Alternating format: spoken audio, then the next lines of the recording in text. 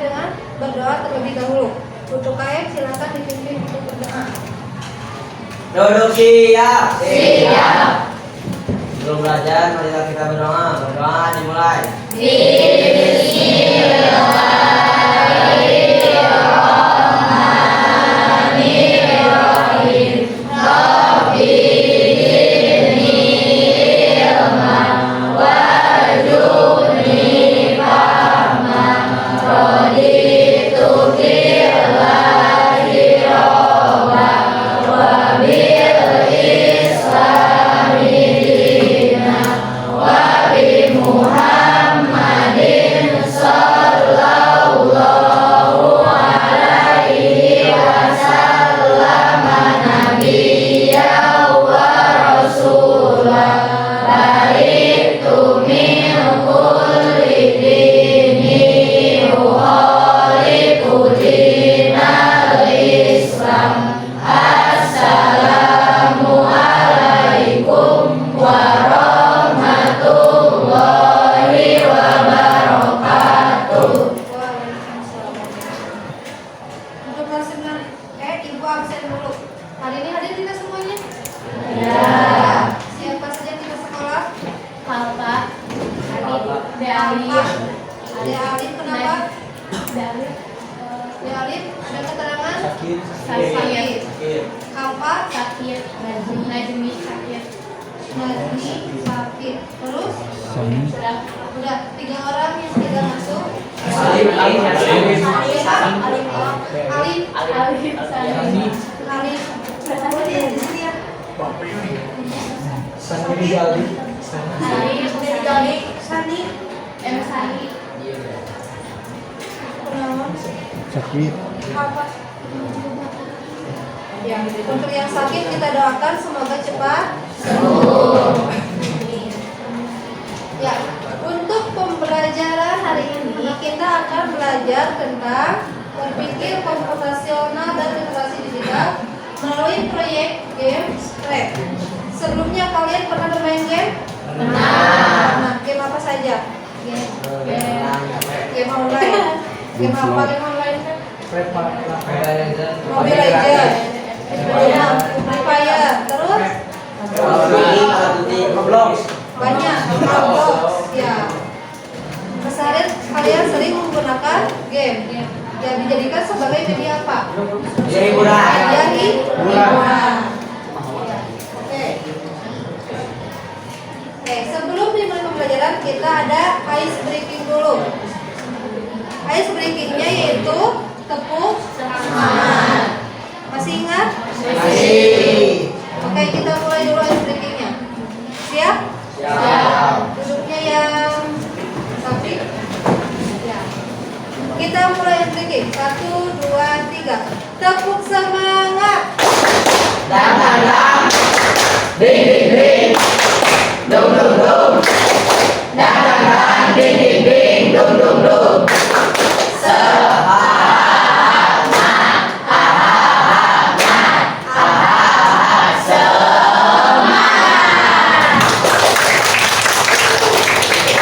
Gimana?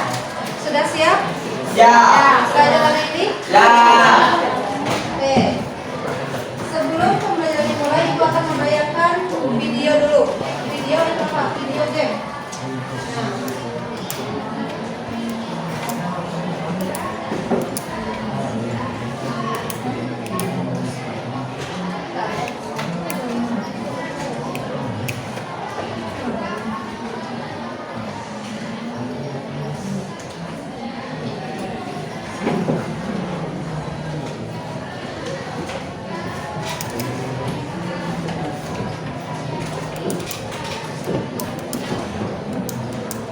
Menurut kalian itu game apa? Game kenapa? Kira-kira gimana komputer tahu cara menangkap apel? Menggunakan bahasa apa? Menggunakan bahasa pemrograman. Ya. Pernah nggak kalian bermain game seperti ini? Pernah? Sering? Sering? Lebih sering game online. Ya. Lanjut.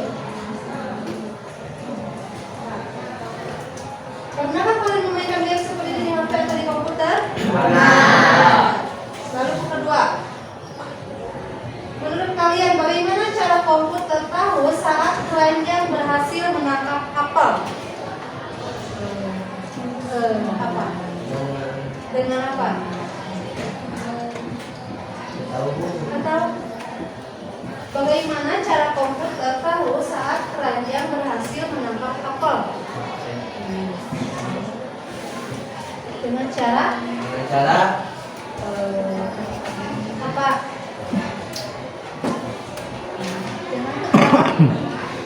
Dengan cara apa? Apa? Nah, gimana caranya? Dengan cara gerakan, yaitu ada bahasa apa? Pemrograman. Begitu apel masuk ke dalam keranjang atau bowl, dia akan rekam apa? Skornya. Kan muncul kan? Ya, terus yang ketiga, langkah-langkah apa saja yang harus dilakukan agar game ini bisa berjalan dengan baik? Kalian kalau membuat game, apa saja yang harus dipersiapkan? Objeknya, terus apa lagi? Latarnya seperti apa? Terus gamenya seperti apa? Terus apa lagi? Mau berapa level? Itu yang harus kalian lakukan kalau mau membuat sebuah game. Lalu, nah, tujuan pembelajaran dari berpikir komputasional dan literasi digital, kalian diharapkan memahami konsep berpikir komputasional. Lalu yang kedua, memahami konsep literasi digital. Yang ketiga, menggunakan script untuk membuat game sederhana. Jadi ntar kalian harus membuat sebuah game sederhana yang dibuatnya di aplikasi script. Lalu bekerja sama dengan tim untuk menyelesaikan proyek berbasis masalah. Jadi tugasnya dikerjakan secara berkelompok. Lanjut. Ya, model pembelajaran yang menggunakan PJBL yaitu menentukan masalah atau tantangan. Lalu merancang solusi, mengembangkan produk di game scratch, mempresentasikan hasil. Jadi ntar hasilnya sama kalian dipresentasikan di depan, tiap berkelompok. Lalu melakukan refleksi. Lanjut.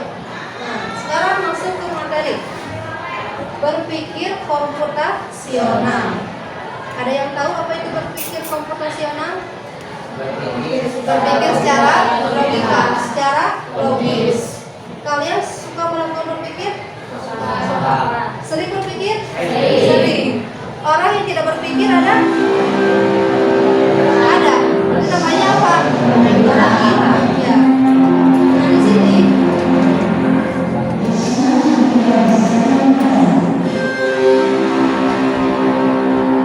ada 4 komponen berpikir komputasional. Yang pertama ada dekomposisi, ada abstraksi, ada pengenalan pola dan algoritma. Itu merupakan komponen yang ada dalam berpikir komputasional. Dekomposisi, apa itu dekomposisi? Yaitu memecah masalah besar menjadi bagian kecil. Jadi memperapa dari yang besar jadi kecil. Lalu ada pengenalan pola, yaitu mencari pola atau kesamaan. Biasanya contoh pengenalan pola di apa? Kalau pola ada pola apa saja? Pola.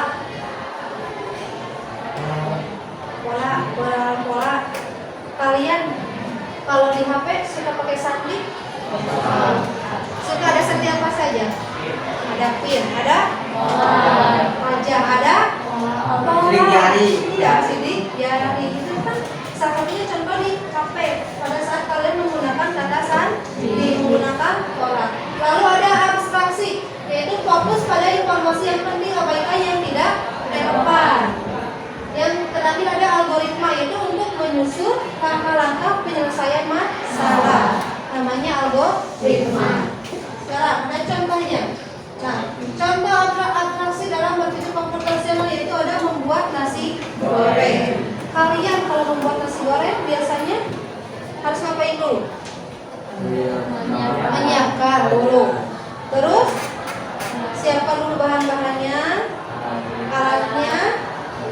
kemudian dipasang. Ya, saat membuat nasi goreng kita melakukan abstraksi dengan memecah proses menjadi langkah-langkah kecil. Tadi apa namanya? Dekomposisi. Seperti menyiapkan bahan, menyalakan kompor, memasak nasi dan lain-lain. Kita fokus pada langkah-langkah tersebut dan mengabaikan detail seperti merek wajan, merek apa lagi? Ada jenis sendok. Kalian suka perhatiin tidak? Iya, kartelnya merek naon? Iya, sendoknya dari apa? Tidak diperhatikan, yang penting wajan dan sendok tanpa memperhatikan yang lainnya. Kecuali jika detail tersebut relevan dengan hasil yang diinginkan. Contoh lainnya, pada saat kalian berbelanja ke supermarket, contohnya kalian sama orang tua dikasih untuk membeli gula. Apakah kalian fokus kepada rak gula? Fokus, mengabaikan rak yang lain. Karena kaliannya disuruh untuk mencari gula. Itu merupakan contoh abstraksi. Lalu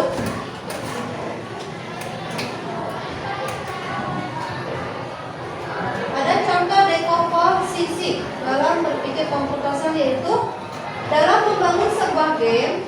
Dekomposisi bisa dilakukan dengan memecah menjadi tugas-tugas seperti desain karakter, pembuatan level, dan pengembangan logika permainan. Ini contohnya, ya. Nah, contoh dekomposisi. Kayak apa bentuknya? Kayak konsep. Ya. Lalu, nah, contoh pengenalan pola dalam berpikir komputasial yang pertama ada mengenal wajah. Sistem pengenalan wajah pada kamera keamanan atau ponsel cerdas melalui pola fitur wajah seperti bentuk mata, hidung, dan mulut untuk mengidentifikasi seseorang. Kalian ada yang menggunakan seandainya menggunakan Face ID? Ada. Apakah bergunanya untuk buka kita saja?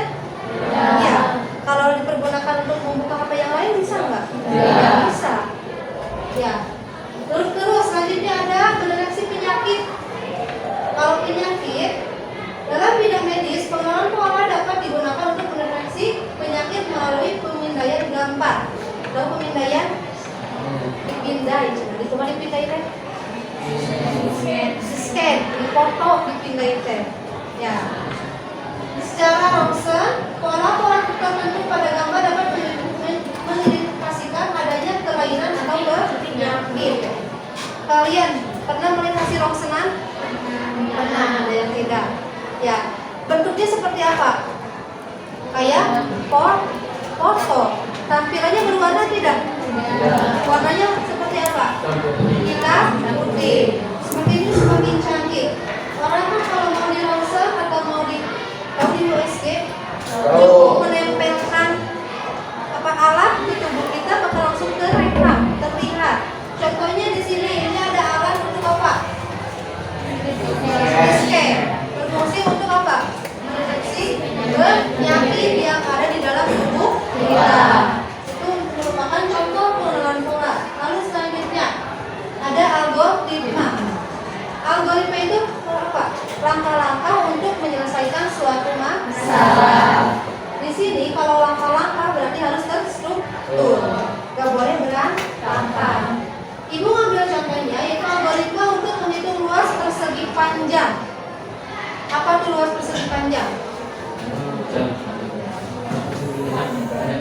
Panjang kali lebar. Kalau dimasukkan ke dalam sistem, kalian yang pertama harus mulai, kedua masukkan nilai panjang, ketiga masukkan nilai lebar, yang keempat hitung luas dengan rumus apa? Panjang kali lebar, lalu akan cetak nilai luas. Yang terakhir besar. Itu merupakan algoritma. Selanjutnya, oke, sebelum lanjut apakah ada yang ditanyakan tentang berpikir komputasional? Tidak. Lanjut. Sekarang masuk ke konsep literasi digital. Sini.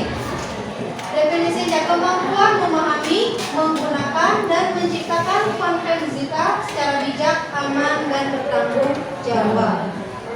Kalian tahu konten digital? Tahu. Tahu. Contohnya seperti apa?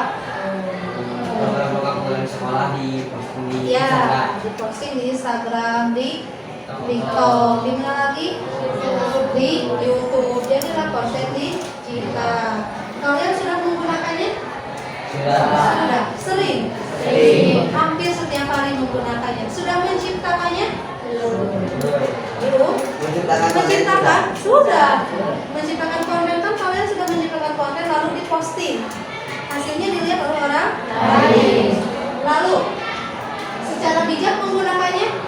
Insya Allah harus secara bijak, jangan salah gunakan. Ya. Lalu ada akses. Akses untuk membuat konten digital yaitu menggunakan perangkat dan aplikasi dengan benar. Gunakan perangkatnya dengan benar. Lalu ada analisis, memilih informasi benar dan hoax. Harus pintar memilih informasi. Ada kolaborasi, bekerja sama secara online atau offline. Kalian suka bekerja sama? Sering bekerja sama tidak? Kerja kelompok itu maupun online atau offline. Kalau online berarti kerjasamanya di mana? Lewat WA, WhatsApp, grup. Ya. Lalu ada etika digital, yaitu menghormati hak cipta, menjaga privasi dan bersikap sopan di dunia digital. Etika itu tidak hanya di dunia nyata saja. Ya, di dunia maya juga atau di dunia digital juga kalian harus beretika. Kalau tidak beretika, kalian bisa melanggar undang-undang IT, undang-undang dasar. Ya, kalau melanggar undang-undang IT itu apa? Kena Hukum pidana. kena pasal hukum pidana. Ya, jangan suka menyebar yang tidak. Terus jangan suka apa? Contohnya adli share konten digital terus diejek sama saya. Butuhnya. Nah, tidak boleh seperti itu. Ya harus apa? Harus saling menghargai. Ya. Menjaga privasi orang lain, menjaga privasi kalian suka menjaga? Suka. Apakah sering membocorkannya? Tidak. Harus menjaga privasi ya. Dan bersikap sopan di dunia digital. Gimana mau bersikap sopan kan? Contohnya kalau bikin status bahasanya jangan yang kasar. Ada yang seperti itu tidak? Ada tidak? Tidak ada, tidak boleh ya. Oke, lanjut. Nah, tadi kan apa judulnya? Berpikir komputasional dan melalui game Scratch. Sekarang kita akan mengenal Scratch. Sebelumnya kalian sudah menggunakan Scratch? Sudah. Waktu kelas 7. Masih ingat? Masih ingat ya. Berarti sekarang tinggal melanjutkan. Ya. Oke. Scratch itu merupakan bahasa pemrograman visual berbasis blok cocok untuk pemula. Ya. Tampilan Scratch seperti apa? Tampilan kerjanya terdapat apa saja? Animasi. Ya. Terus fitur yang terdapat dalam aplikasi Scratch yaitu ada drag and drop, ada blok kode, membuat animasi, cerita interaktif dan game. Kalian di Scratch tidak hanya bisa digunakan untuk game saja, tapi bisa dijadikan sebagai cerita interaktif. Kalau yang kita bikin apa tuh? Kayak komik. Nah, bisa bikin di Scratch. Terus membuat game juga ya. Terus yang ketiga memiliki koleksi sprite, background dan suara. Seperti itu kalian tahu objek orangnya. Nah, kalau supaya lebih dipahami, seperti itu objek background. Tahu background? Apa itu background? Latar belakang atau tema atau template. Dan bisa menggunakan suara. Nah, ini di bawah ada website untuk berkunjung ke Scratch. Sudah terpasang di HP-nya? Sudah. Oke. Lanjut. Oke, sekarang kita masuk ke tugas. Tugas proyek tugasnya dikerjakan secara berkelompok. Bentuknya bentuk game, yaitu kalian harus membuat game tangkap apel. Bisa? Insya Allah. Minimal membuat kartu yang digerakkan, interaksi antara perbedaan tampilan awal dan akhir. Lalu waktu pengerjaannya sekarang dikerjakan secara berkelompok. Ini merupakan tugas. Terus langkah pengerjaannya, identifikasi ide game, yaitu tentukan konsep dan tema. Berarti kalau mau membuat game tangkap apa, harus apa saja sprite-nya? Harus ada objeknya, harus ada apel, harus ada keranjang atau bowl. Selesainya, terus susun algoritmanya. Berarti nyusun algoritmanya ada di dua objek. Yang pertama di objek apel sama di keranjang. Untuk sekarang silakan kalian kerjakan tugasnya, membuat game. Tugasnya dikerjakan secara berkelompok. Stop. Ada yang ditanyakan tidak? Tidak. Stop. Kerjain. Kenapa? Ngantuk.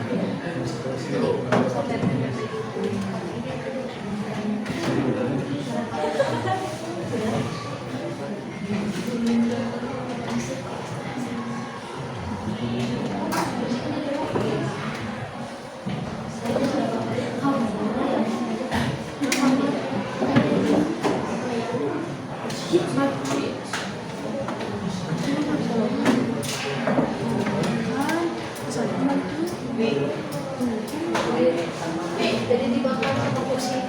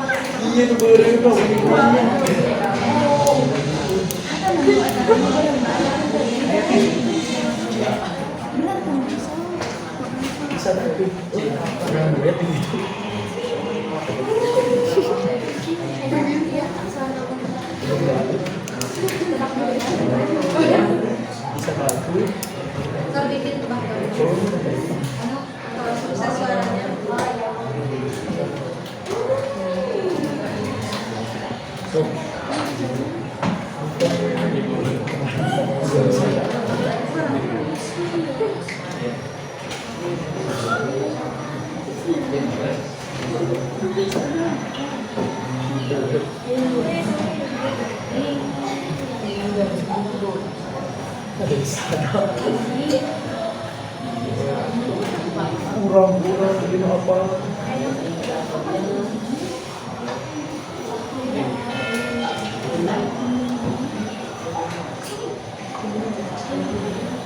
Tulisan dah.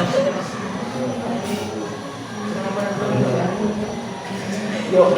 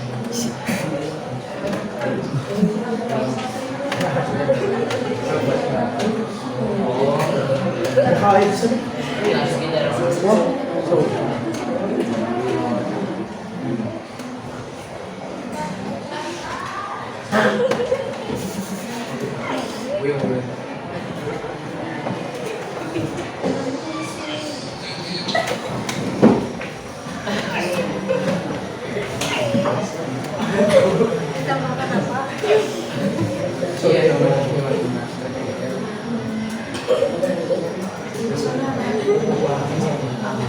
Kalau tahu ya. Iya lah.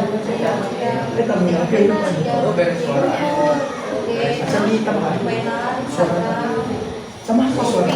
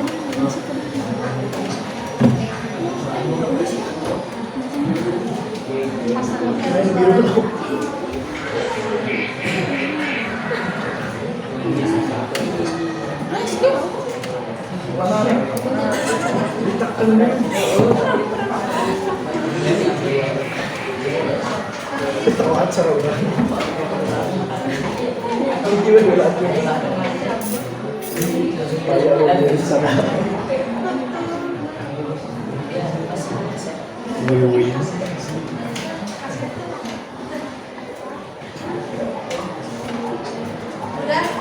Belum? Udah beres? Sudah boleh berhasil? Udah. Kalau sudah, kita presentasikan. Tunjukkan gamenya ke teman-teman kalian.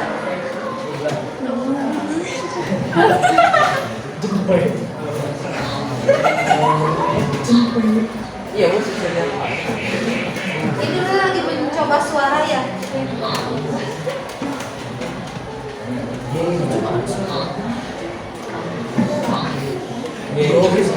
Kalian di rumah bisa coba-coba bikin game yang lain ya, yang lebih menantang.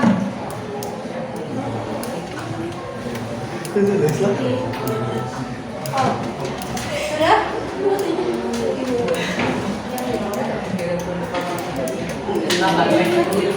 Sekarang kalau udah kita presentasi, siapa yang kelompok mana yang duluan presentasi ke depan? Sudah? Ya udah. Hadir.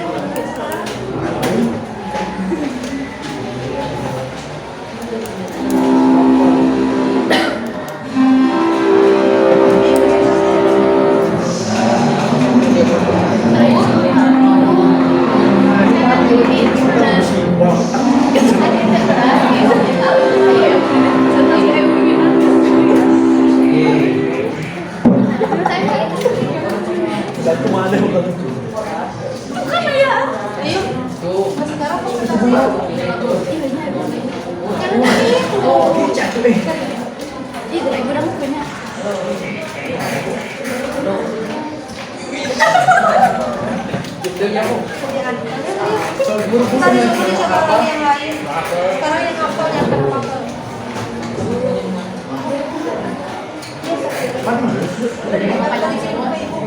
Sekarang presentasi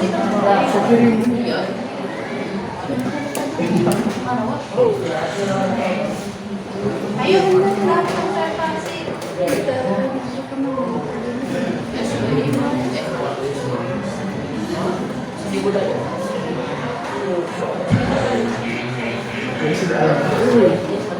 Selanjutnya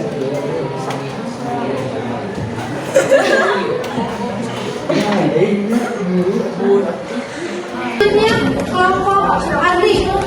Ya, kelompok Andi akan dipresentasikan hasil gamenya. Silakan.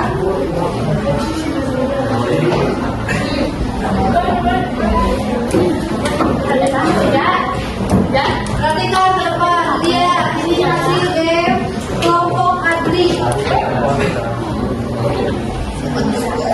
Oke, bismillahirrahmanirrahim. Assalamualaikum warahmatullahi wabarakatuh.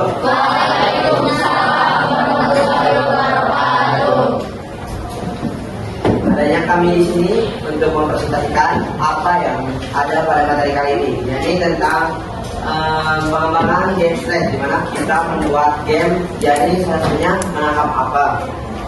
Jadi kita tunjukkan salah satu hasil karya dari kelompok kami.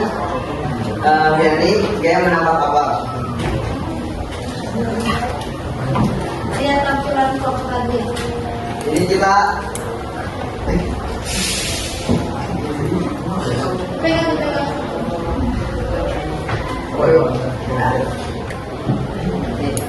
kita di sini ada apel, lalu keranjangnya, di mana kalau si apel ini masuk dalam keranjang, nilai di sini akan bertambah dan menghasilkan suara. Suaranya apa? Suaranya Coba. Coba ya, harus dicoba.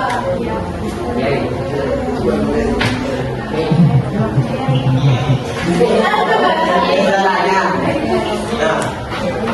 Nah, saya juga bisa membuat game seperti ini dan membuat game banyak lainnya di aplikasi Scratch ini. Jadi kalian bisa jadi kalian punya ide atau apapun imajinasi yang ingin kalian kembangkan, gitu kalian bisa buat game di Scratch. Bukan hanya game, tapi bisa membuat animasi dan cerita interaktif. Nah, aplikasi Scratch ini menjadi fondasi bagi kita yang masih belajar dalam dunia pemrograman ini. Jadi ini aplikasi Scratch ini cocok untuk pemula seperti kita. Nah, mungkin semoga dengan adanya aplikasi ini kita bisa belajar atau terus mengembangkan diri dalam dunia pemrograman ini. Nah, mungkin begitu saja yang bisa kami sampaikan tentang aplikasi game Scratch ini dan materi tentang berpikir komputasional dan literasi digital. Sekian, terima kasih. Assalamualaikum warahmatullahi wabarakatuh. Gimana hasil gamenya?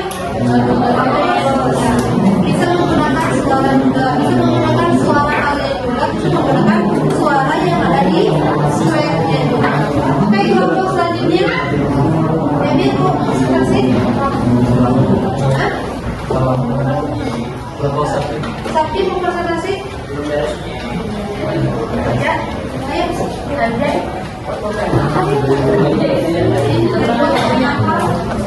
Penting apa?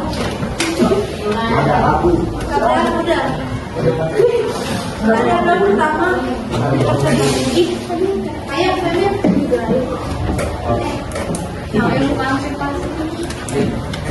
Sekarang kita coba lihat kelompok ini.